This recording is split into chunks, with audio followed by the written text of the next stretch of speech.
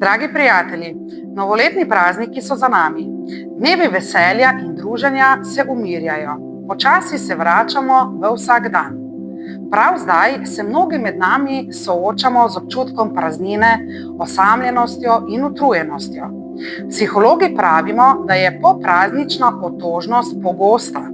Po intenzivnem času pričakovanj in veliko lepih čustev se namreč v telesu znižajo hormoni sreče, kot sta dopamin in serotonin.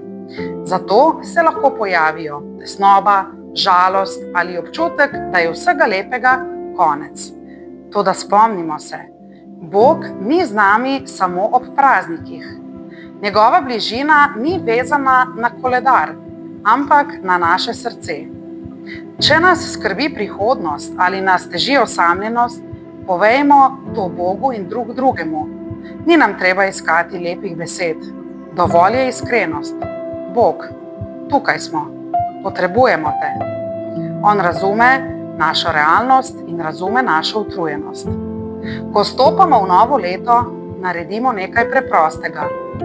Vzemimo si minuto tišine in povejmo Bogu, kako se počutimo in kaj razmišljamo. To je prvi korak, ki prinaša mir in daje prostor, da začnemo znova.